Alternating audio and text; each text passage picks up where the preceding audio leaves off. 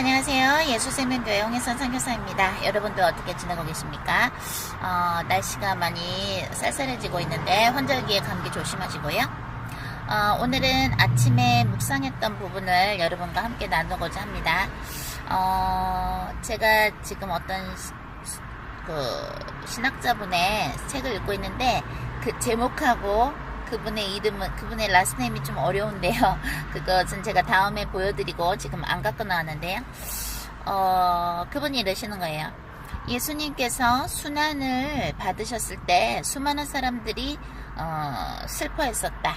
그를 따르던 제자들도 슬퍼했고, 예수님이 메시아시니까 이스라엘을 독립시켜 주시겠지라고 기대했던 사람들도 슬퍼했고, 예수님께서 십자가에 그렇게 못 박히셨을 때 그것은 정말 천벌을 받는 사람이나 당했던 그런 처벌을 받는 거였죠. 정말로 천벌받은 사람이나 그런 아주 무시무시한 그 벌을 받는 것이 십자가인데, 예수님은 가시관도 쓰셨고 또 채찍으로 몇천 대 맞으셨고 또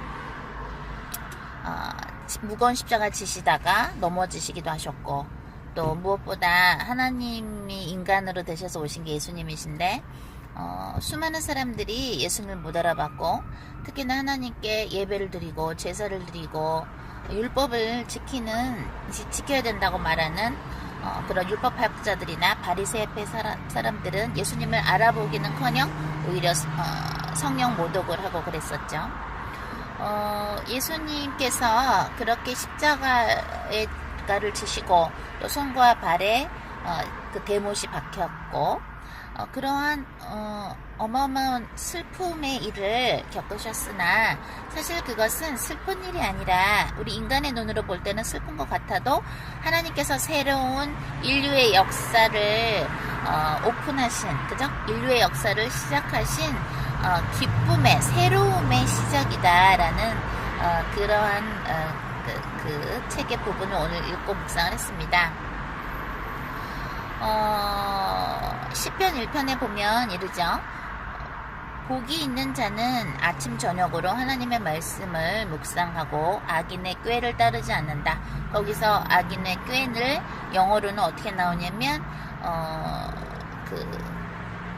악인들과 wicked people, 그죠? 악인들과 카운셀링 하지 않는다고 나옵니다.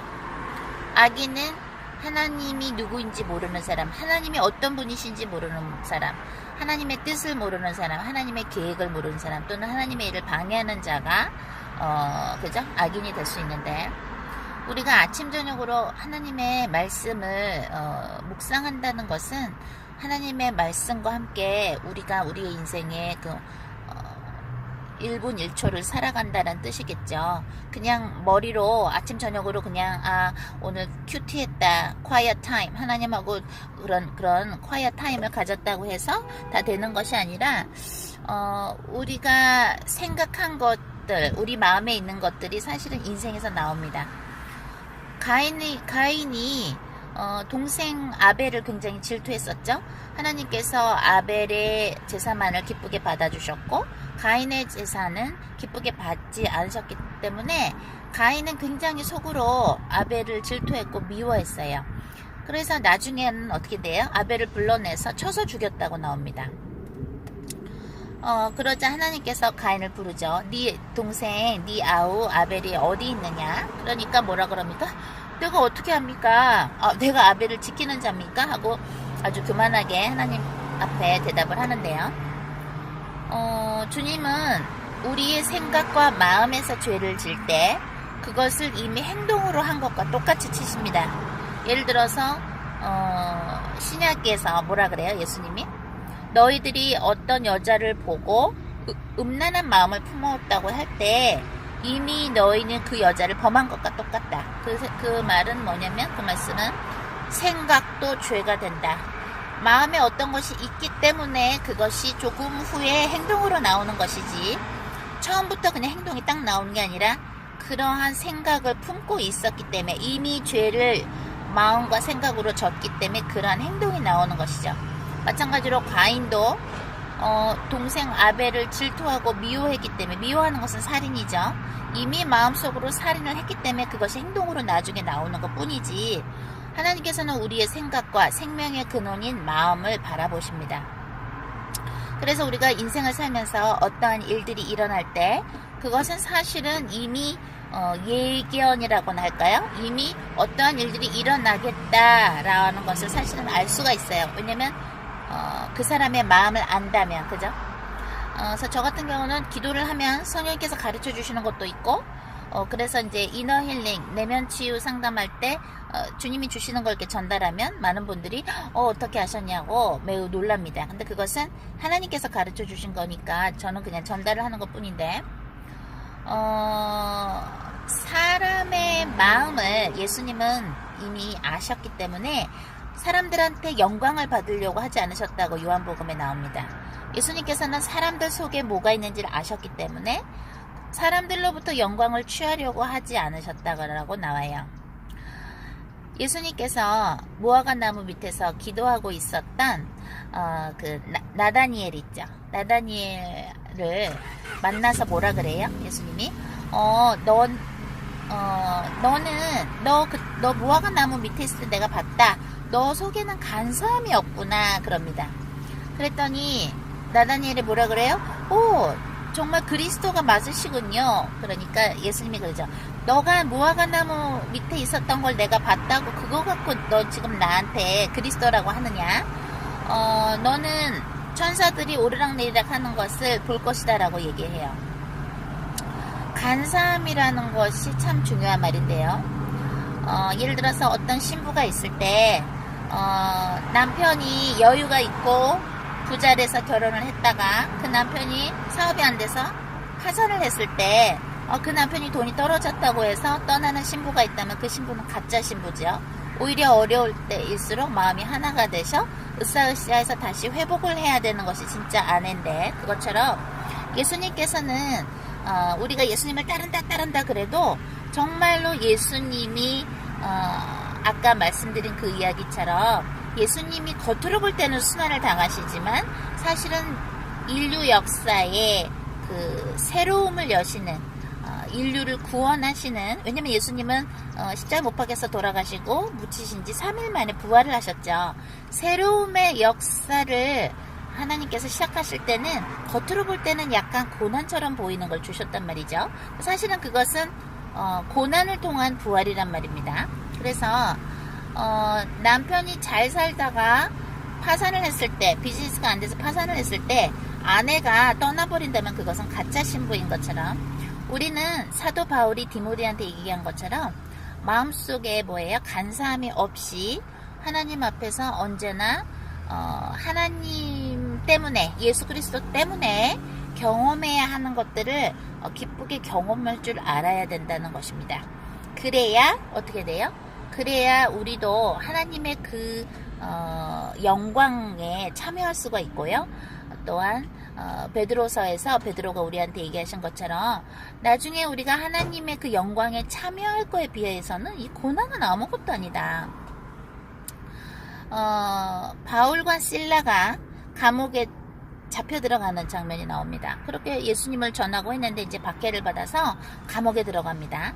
그래서 제가 그 부분을, 그 성경의 그 부분을 사도행전을 묵상하면서 주님께 여쭤봤어요.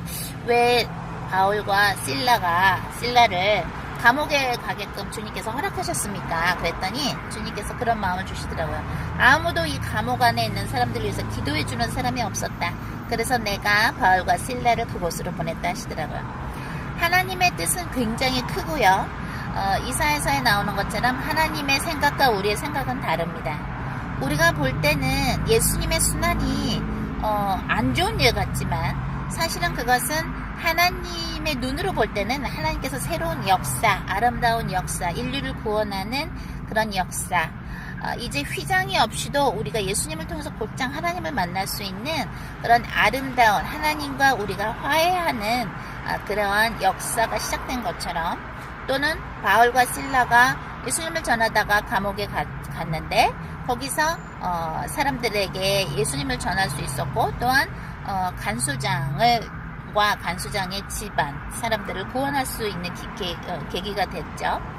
영혼 구원을 위해서 하나님은 이런저런 일들을 허락하시며 하나님의 생각은 저 바다보다도 깊고 하늘보다도 넓기 때문에 여러분께서 인생에서 이렇게 계획했는데 왜 이렇게 안 되고 주님께서 다르게 인도를 하실까라고 경험을 하셨다거나 또 그런 걸 느끼시는 분들이 있을 거예요. 우리는 우리 인생 속에 있는 다이아몬드를 바라볼 수 있는, 분별할 수 있는 그 감별하는 능력이 필요한데 그것이 바로 신앙이고요.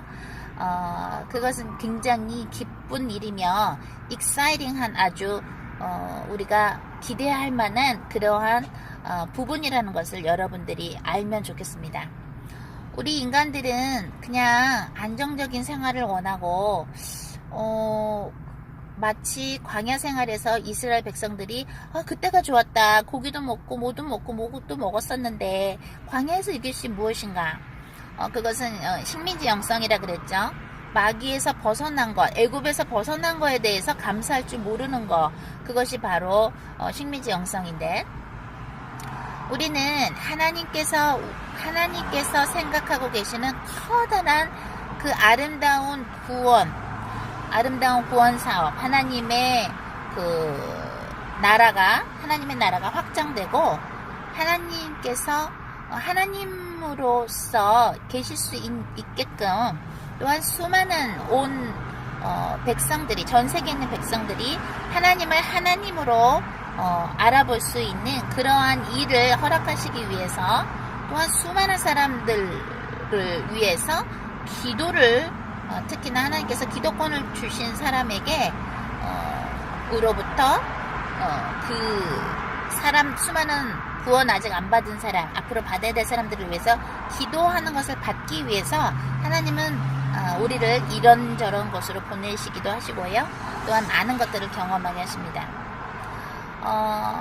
하나님께서 오늘도 우리에게 생명을 주셨고 또한 예수님의 십자가는 슬픈 것 같았으나 슬픈 것이 아니라 사실은 새로운 역사가 시작되는 것처럼 여러분의 인생에서도, 우리 모두의 인생에서도 아름다운 일이 시작되어서 하나님께서 우리 모두를 향한 뜻이 이루어지는 그러한 역사의 한 페이지가 되기를 예수 그리스도 이름으로 축복하며 기도합니다.